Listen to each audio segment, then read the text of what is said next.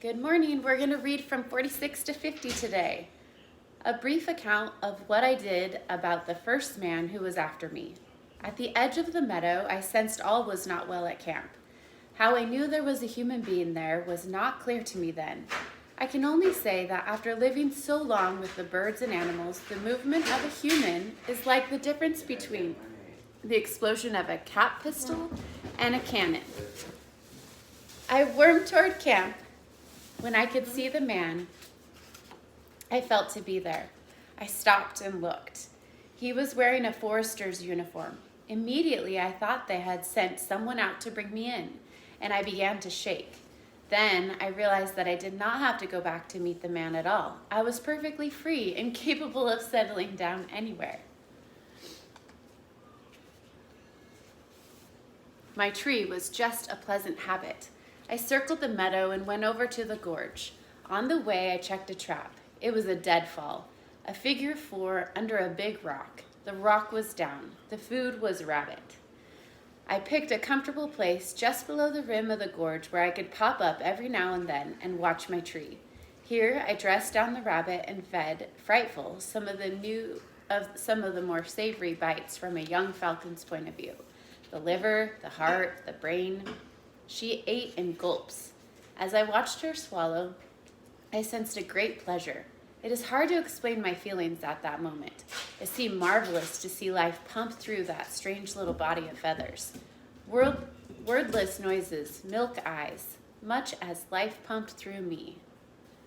The food put the bird to sleep. I watched her eyelids close from the bottom up and her head quiver. The fuzzy body rocked. The tail spread to steady it, and the little duck hawk almost sighed as she sank into the leaves, sleeping. I had lots of time. I was going to wait for the man to leave, so I stared at my bird, the beautiful details of the new feathers, the fern-like lashes along the lids, the saucy bristles at the base of the beak. Pleasant hours passed. Frightful would awaken. I would feed her. She would fall back to sleep, and I would watch the breath rock her body ever so slightly. I was breathing the same way, only not as fast. Her heartbeat was much faster than mine. She was designed to her bones for a swifter life. It finally occurred to me that I was very hungry. I stood up to see if the man were gone. He was yawning and pacing. The sun was slanting on him now, and I could see him quite well. He was a fire warden. Of course it had not rained, I told myself, for almost 3 weeks, and the fire planes have been circling the mountains and valleys, patrolling the mountains. Apparently the smoke from my fire was spotted, and a man was sent to check it. I recalled the bare, trampled ground around the tree, the fireplace of rocks filled with ashes, the wood chips from my making of my bed, and resolved hereafter to keep my yard clean.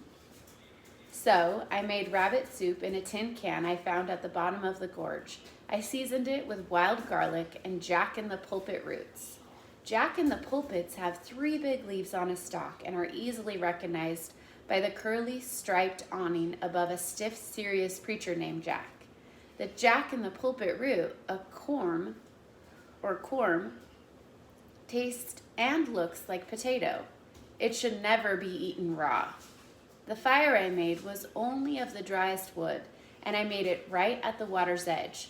I didn't want a smoky fire on this particular evening. After supper, I made a bough bed and stretched out with Frightful beside me. Apparently, the more you stroke and handle a falcon, the easier they are to train. I had all sorts of plans for hoods and jesses, as the straps on a falcon are called, and I soon forgot about the man. Stretched on the boughs, I listened to the wood peewees calling their haunting good nights until I fell sound asleep.